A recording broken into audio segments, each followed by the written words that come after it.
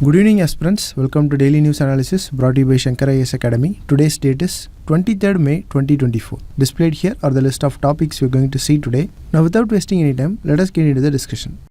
Look at this prelims practice question. With reference to Quality Council of India, consider the following statements. The first statement says Quality Council of India was set up jointly by Government of India and Indian industry. Yes, this statement is correct. Quality Council of India was set up jointly by Government of India along with three major industry associations, that is ASSOCHAM, Confederation of Indian Industry and FICCI. The main purpose of Quality Council of India is to create national accreditation system and promote quality through National Quality Campaign. Also note that Quality Council of India is registered as non-profit society. It has a governing council with 38 members including chairman and secretary general. The council includes representatives from government, industry and other stakeholders. See, the chairman of Quality Council of India is appointed by Prime Minister based on industry recommendations to the government. The Department of Industrial Policy and Promotion, Ministry of Commerce and Industry, acts as the nodal ministry for Quality Council of India. This Quality Council of India operates mainly through two boards. The first one is National Accreditation Board for certification bodies. This board accredits certification, inspection and validation bodies. The next one is National Accreditation Board for testing and calibration laboratories. This board accredits testing, calibration and medical laboratories. NABCB and NABL are signatories to multilateral recognition agreements of International Accreditation Forum, that is IAF. This means that reports and certificates issued under their accreditation are internationally accepted and recognized. So both the statements about Quality Council of India are correct. So the correct answer is option C, both 1 and 2. Now let us move to the next prelims question. This question is about organic light emitting diodes, that is OLED displays. Organic light emitting diodes are used to create digital display in many devices. What are the advantages of OLED displays over liquid crystal displays? First, let us revise about the displays and come back to the question.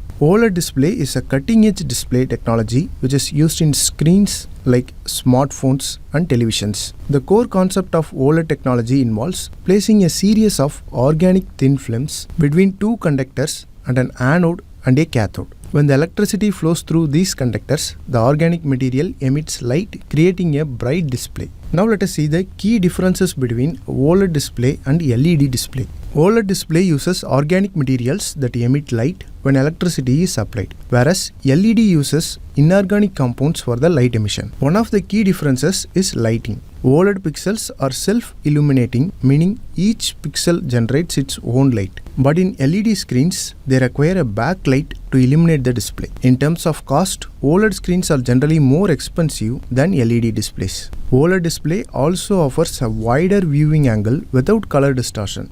But in LED screens, they have limited viewing angles and may experience color washout when viewed from the sides. In terms of design, OLED displays can be made very thin and light.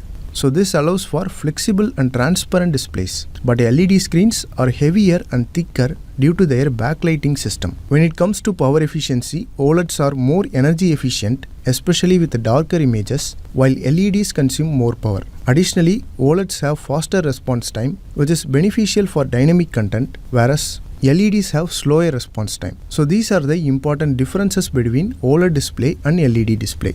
Now coming back to the question, look at the three statements. OLED displays can be fabricated on flexible plastic substrates. Yes, this statement is correct.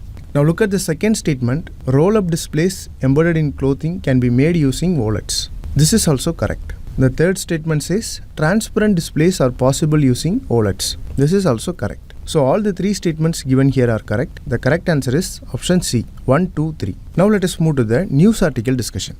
Now look at this news article. India's plan to develop domestic reserves of critical minerals such as lithium and cobalt is unlikely to yield significant benefits after 2021. This delay poses a risk of country's green energy and manufacturing sectors, making them vulnerable to supply shocks as India currently relies entirely on imports for these critical minerals. Additionally, the China's dominance in processing and refining of these critical minerals and China controlling 65% to 100% of global capacity of critical minerals, there will be supply chain risk and price volatility for India.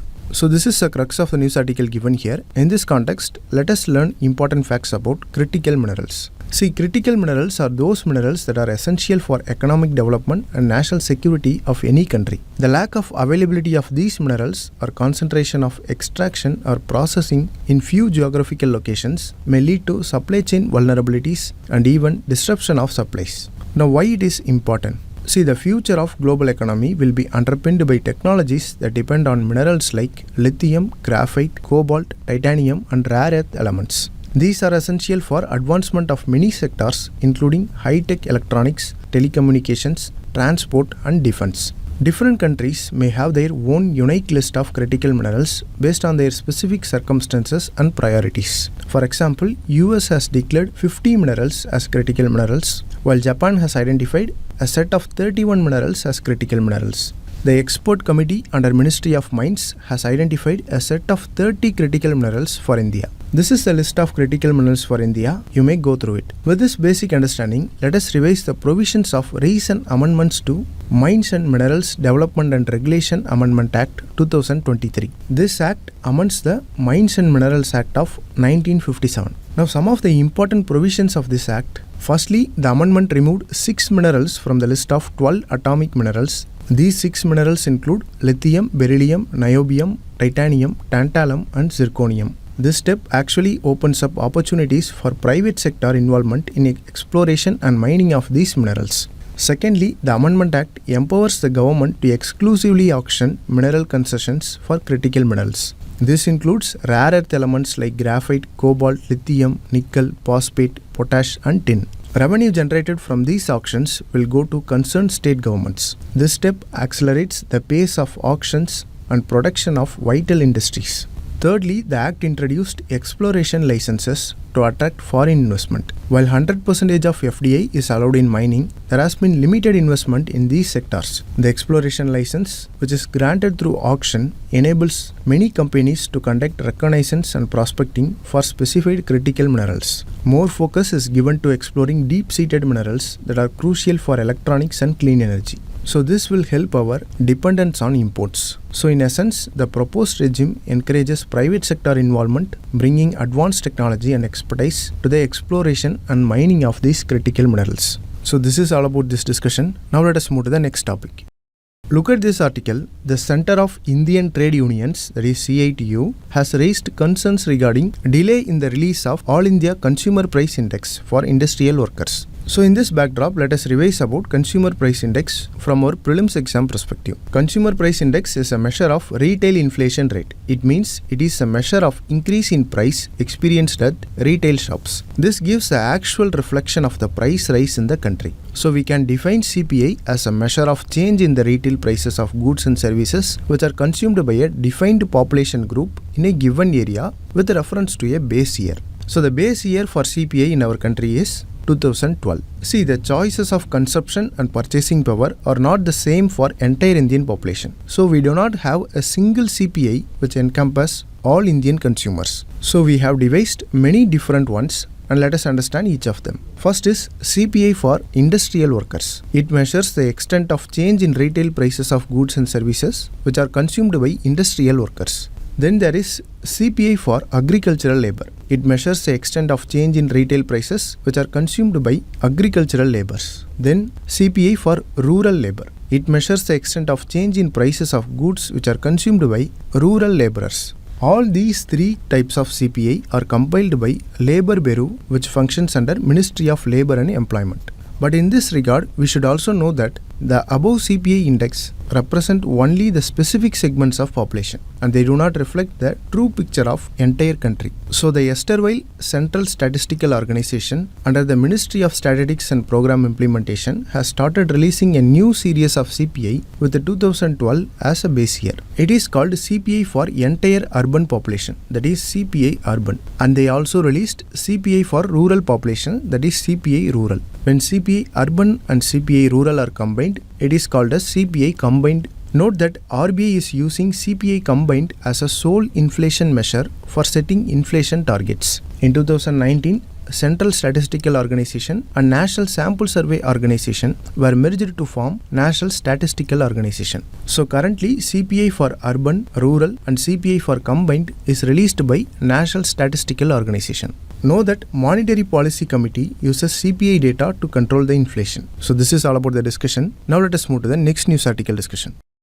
Look at this text and context page article. The Supreme Court will hear petition seeking a directive for Election Commission of India to publish polling station voter turnout data within 48 hours of each phase of Lok Sabha elections. In this context, let us revise about electoral reforms using our usual main answer writing approach. This is the question. Assess the effectiveness of current electoral reform measures in India in addressing the issues of political financing, voter turnout and fair representation. This question comes under GS paper 2. To answer this question, begin by briefly introducing the concept of electoral reforms and their significance in democracy. Mention India's efforts in this domain as world's largest democracy, and in the body part address how effective the electoral reforms were in addressing the political financing, voter turnout and a fair representation. Our introduction can go like this. The electoral process is a cornerstone of democratic governance, ensuring the legitimacy of government and representation of people's will. As the largest democracy, India has implemented significant electoral reforms to enhance the integrity and inclusivity of its electoral system. Now moving on to see the body part of the answer. First let us talk about political financing. See, political financing in India has been plagued by corruption and unethical practices which undermines the democratic process. To address these issues, several key reforms have been introduced. First is electoral bonds. These bonds were introduced to promote transparency in political funding. Next is a cap on anonymous donations. The government has capped anonymous donations at Rs 2,000. This cap is intended to enhance transparency in political funding by making it more difficult for large sum of money to be donated without disclosure. Third is electronic filing of donations. Next, let us talk about the voter turnout. Despite being largest democracy in the world, India faces persistent challenge of lower voter turnout. To address this, several measures have been implemented. First is electronic voting machines, which were introduced in 2004. The introduction of EVMs have significantly enhanced the efficiency of vote counting and reduced the time required to declare election results. This technical advancement has increased voter participation by making the electoral process more efficient and trustworthy. Next is mobile voting booths. To facilitate voting in remote and hard-to-reach areas, Election Commission has deployed mobile voting booth. Next is voter education programs. Various voter education programs have been launched to raise awareness about the importance of voting. Now let's talk about the fair representation. See, ensuring fair representation for all communities, especially marginalized groups, is a fundamental aspect of healthy democracy. In this regard, several steps have been taken. Let us see them one by one. First is reservation. Indian Constitution provides for reservation for scheduled caste and scheduled tribes and also for other backward classes. These reservations have significantly increased the representation of these communities in government bodies, ensuring their voices were heard in decision-making process. Next is women's representation. To address gender disparity in political representation, various initiatives have been introduced by the government. The most notable one is Women's Reservation Bill, which proposes to reserve 33% of seats in Lok Sabha and state assemblies for women. Although the bill is still pending, its implementation would mark a significant step towards gender equality in politics. Next is delimitation of constituencies. The Delimitation Commission is tasked with redrawing the boundaries of constituencies to ensure equal representation based on population changes. This process aims to create constituencies with roughly equal populations, thereby ensuring that each vote has equal weight and promoting fair representation. Now, before concluding, we can mention some challenges and limitations in this regard. First is limited resources. The financial and logistical constraints can hamper the implementation of reforms. Next is voter apathy. Many citizens remain disengaged from electoral process. The intricate nature of India's electoral system can pose severe challenges to the effective reforms. This is because there is complexity of electoral system in India. Then there is difficulty in implementing reforms at large scale. Now we can see the conclusion part. We can conclude the answer by summarizing the importance of ongoing efforts and future directions. For example, India has made significant strides in reforming its electoral process and addressing the political financing, voter turnout and fair representation. However, continuous efforts are necessary to enhance transparency and increasing voter awareness and ensuring fair representation. So in this way we can conclude the answer. With this, let us conclude the discussion and move to the next topic. Look at this news article. Yesterday, Ireland, Norway and Spain announced that they will formally recognize the state of Palestine. The recognition of Palestine is expected to take place on May 28. This is the crux of the news given here. In this context, let us revise few facts about what led to the creation of Israel and Palestine. To understand this, we have to brush up some of the world history. Know that Jewish connection to the land of Israel dates back to biblical patriarchs, that is Abraham, Isaac and Jacob, who according to the Hebrew Bible lived in this region. Abraham is said to have settled in Canaan, which roughly corresponds to modern day Israel and Palestinian territories. Those who don't know, Abraham and Isaac and Jacob are considered patriarchs or founder of Judaism faith. They are both physical and spiritual ancestors of Judaism. Also know that Judaism, Christianity and Islam all trace their historical roots back to the patriarchs. Now coming back, around 11th century BCE, the Israelites established Kingdom of Israel. Under the kings David and Solomon, the united monarchy flourished and Solomon built first temple in Jerusalem, which became the spiritual center for Jews. In 586 BCE, the Babylonians conquered Jerusalem and destroyed the first temple and exiled the Jews to Babylon. This marked the beginning of Jewish diaspora. Later in 538 BC, after Persian Empire conquered Babylon, Jews were allowed to retain and rebuild the temple known as the Second Temple. This is around 516 BC. In 70 AD, the Romans destroyed the Second Temple, leading to a major dispersion of Jews throughout the Roman Empire. Despite the diaspora, the Jewish communities continued to exist in the land of Israel, especially in the cities like Jerusalem, Safed, Hebron, and Tiberias. These communities maintained religious and cultural traditions linked to the land. In late 19th century, Zionist movement emerged, advocating for the return of Jews to their ancestral homeland and the establishment of Jewish state. Theodor Herzl, often considered as the father of modern Zionism, promoted this idea of Israel in response to widespread anti-Semitism in Europe. During late 19th and early 20th century, waves of Jewish migrants known as Aliyah moved to the land of Israel. This led to the establishment of agricultural communities and revitalized Hebrew as spoken language of Israel. Through Balfour Declaration, the British government expressed support for national home for Jewish people in Palestine.